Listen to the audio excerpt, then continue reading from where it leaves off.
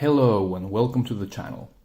Today, a quick unboxing and first impressions video of the Boldr Globetrotter GMT Blue and Black, or Batman as we may want to call it. But first, a wrist check, and I am wearing my Seiko SARB 017 Green Alpinist. So it's not the blue Alpinist that everyone's crazy about, but it's the classic Green Alpinist, which I love. And I am not the only one loving this watch. I think all the internet loves it. So there you go. So this watch, this Boldr, was sent to me by Boldr for review through Serious Watches. So thank you very much, Boldr and Serious Watches. Shout out to both of them. So let's see, this was sent to me today. Okay, let's go. So the outer box, well, this is a review model, so it's a bit banged. Let's see.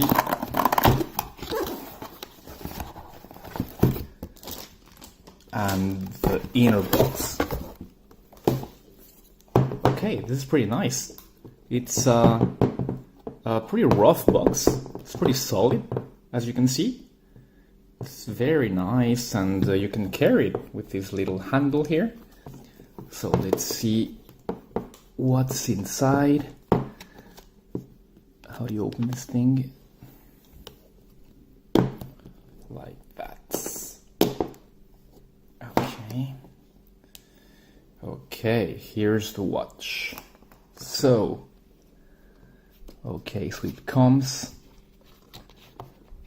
with a little tool, which is cool. Maybe a bit unnecessary, but still cool that you do that. With a rubber strap marked Boldr right there. And pretty nice. Okay. With the extra buckle. Ah, okay, I see. They send it with no strap attached. It's one quick quirk of this watch that I noticed is that these two parts of the bracelet are identical. They are exactly the same in every respect, down to the markings and to the branding, and everything is exactly the same. So okay, first of all, well, this looks like a very cool package. On the outside with the nice box, Boldr supply. This is a bold box indeed.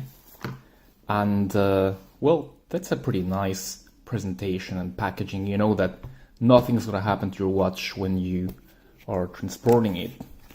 And the documentation here, and the watch itself. Well,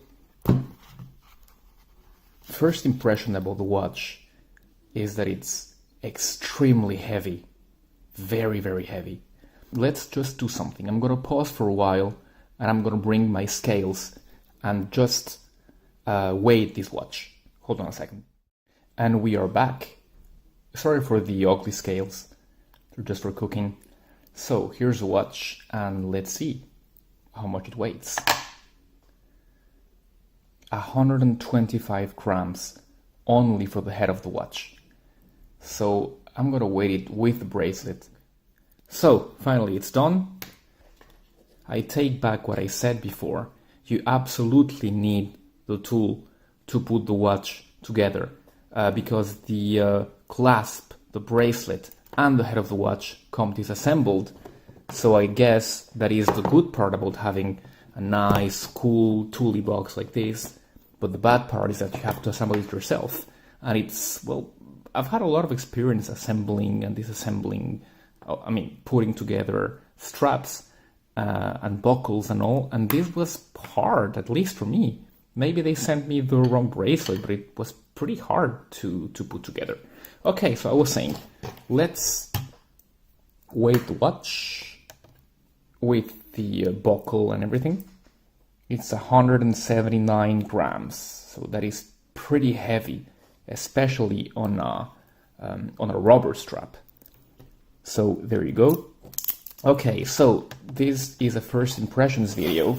So my first impression is that this is a big, massive even watch. Very masculine with those angles. If you can see the logs, they are very angular angles. And, well, the watch is thick, it's big. So, which leads me to dimensions. This is stated as a 44mm watch on their website. Let's see, and it's, according to me, indeed a 44. Thickness is 15mm. Log to log is a 53, and log width is 22. So as I was saying, this is a large watch. It's a GMT. Let's just peel those plastics here. Just allow me a second. It's always nice to peel plastics. There you go. There you can see the watch on its glory. Let's wind it. See how it winds. That is buttery smooth winding, which is very, very good. So, speaking of winding, this is the ETA 2892, if I'm not mistaken. Yes, 2893, sorry, 93/2. And it's a 300-meter watch. It's a GMT, but it's not... Oh, there you go. So it's bi-directional. The GMT bezel moves bi-directionally. So the watch is brushed almost all over. It's brushed on the sides, it's brushed on the front. The only brushed parts are the ones here in the bezel. The bezel is of course ceramic. The crystal is sapphire, so that is good. And the movements, these 2893s from ETA, they can be set independently, contrary to, for example, what Rolex does. So as you can see, if you move the main hands, the GMT comes with it, contrary to what you can see in a GMT Master or an Explorer. And if you just go to the date setting, let's just put it right there, okay, so you can see.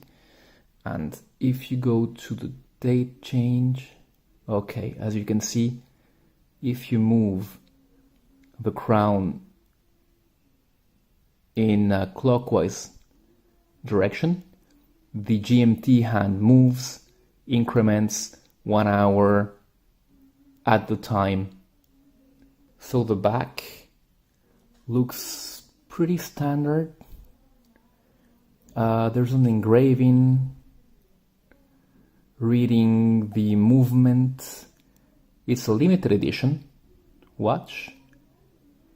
Boldr Globetrotter GMT, the branding and the water resistance. Here you can see the engraved world time. I don't know if you can see correctly, not very well. I don't have a lot of nice lighting.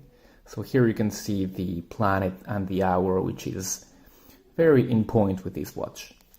Okay, so the clasp is something to talk about as well.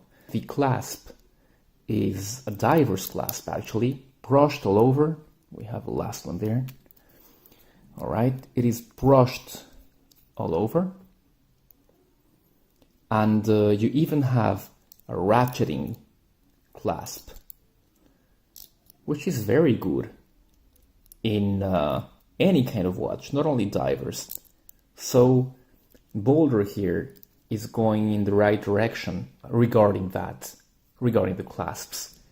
So let's see how it wears on my wrist. And I know it's going to be too big. That is a given. I have a 16.5 centimeter wrist. And the watch is big, as you can see. It's not unwieldy, but it's big. You definitely know that you have a big watch. It's not called, the brand is not called Boldr for nothing. It's a bold, big watch. You really feel it on the wrist. So, I'm gonna give it a fair bit of wearing, and I'll come back with the whole review. Thank you for tuning in. Have a nice day.